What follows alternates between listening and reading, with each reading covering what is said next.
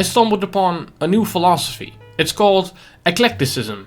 And not only did I find out that I've been an eclectic for practically all my life, I also came to find out that this might be the best philosophy. I'm telling you, it's Stoicism plus, Buddhism plus, Taoism plus, any school of thought, but then better.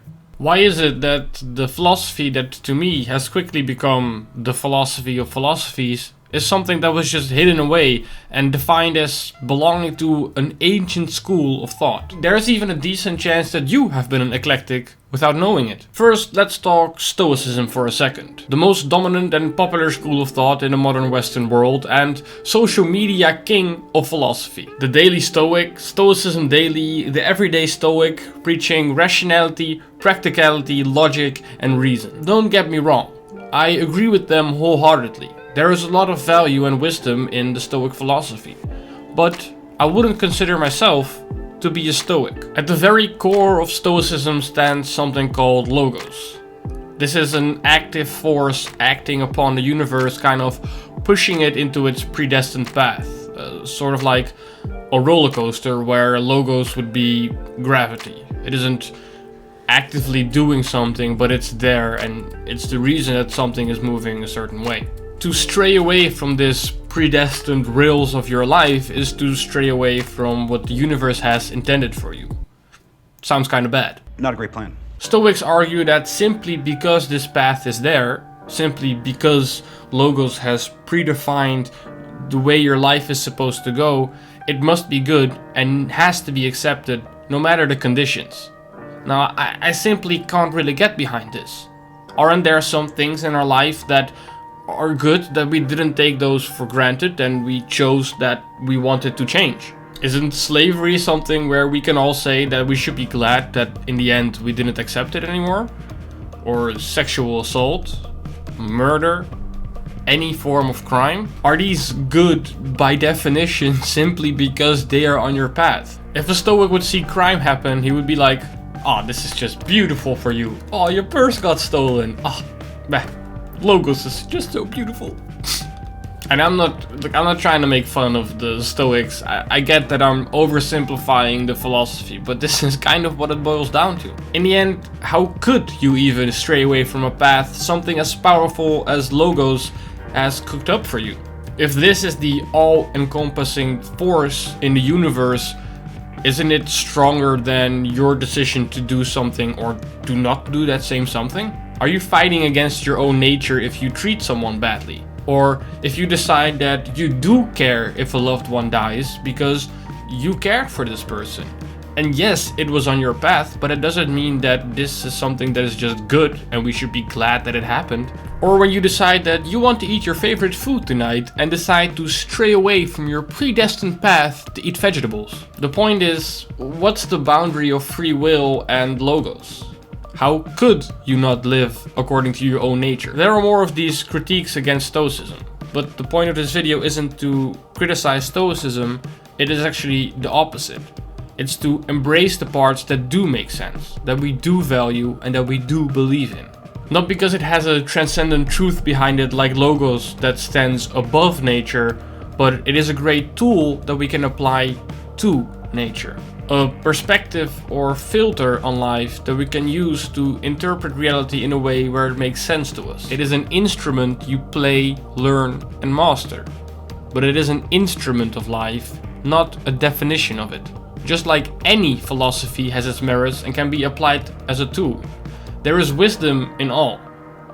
And this is where eclecticism comes in.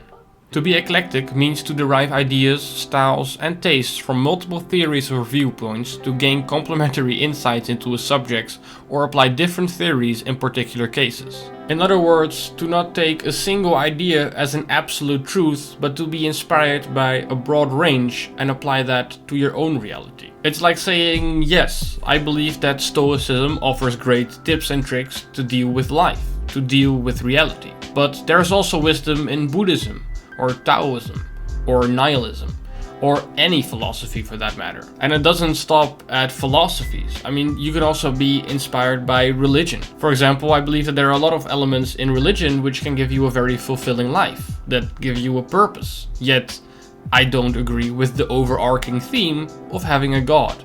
It doesn't mean that I should just ignore every piece of it. I should still read it and be like, what in this makes sense to me? What can I apply to my own reality? Without that little part that I don't agree with. It is the mark of an able mind to hold a proposition in your mind without accepting it or rejecting it immediately. It means you will consider the information with an open mind, somewhat trustingly and somewhat skeptically. This was a quote by Aristotle, though probably it wasn't, and it's something that the internet ran with, but I still believe that there is a lot of value in this quote. I don't want to be a preacher of wisdom, but I do believe that a wise person takes in information and filters it and then decides what to do with it, instead of rejecting a proposition immediately. Marcus Aurelius is one of the faces of Stoicism, yet he wasn't a Stoic. He even said it himself that he doesn't belong to any particular school of thought. He was, however, an example of someone who was really good at applying the practical mindsets from Stoicism to his own job. And his job just happened to be the Emperor of Rome. But the poster boy of Stoicism wasn't a Stoic. He was, however, an eclectic. Isn't this what most modern philosophers are doing anyway? How many new isms have really taken a hold lately? Not a lot of brand new schools of thought. Lots of reformulating and updating old books into new ones. Many people follow a broad range of schools and cherry pick from their trees of wisdom to create their own garden of reason. They are eclectics. But instead of feeling unity through our common interest in philosophy as a whole, we feel isolated because there is no ism we can identify with. If you ask me, we should all unite under the eclecticism banner. Promote followers to look at a wide range of sources instead of defending the infallibility of a single philosophy. Try to keep our inspirations broad and be enlightened by the wisdoms of many instead of focusing on the dogmatism of one. If you agree that there is no 100% infallible philosophy and that there is wisdoms to be found in many, are you then not also an eclectic? By definition? Am I missing something here? If I am, then please enlighten me, because it is my goal to be informed by as many sources as possible, for I am proud to say that I am an eclectic. I think I've also finally found the word to describe what I'm trying to do with this channel. An eclectic fact YouTube channel. It's just a shame that Stoicism is rocking the search volume charts, and that the Daily Eclectic just doesn't really have the same ring to it. Listen, by now you should probably know what I'm trying to do with this channel. If you like these types of videos, you can subscribe here. If you're not sure yet, click one of the other videos. And I'm gonna leave you with a quote that has inspired me for, I think, the last 10 years now. And for some reason it keeps coming back to me. And I'll leave it to you to decipher what it means for you.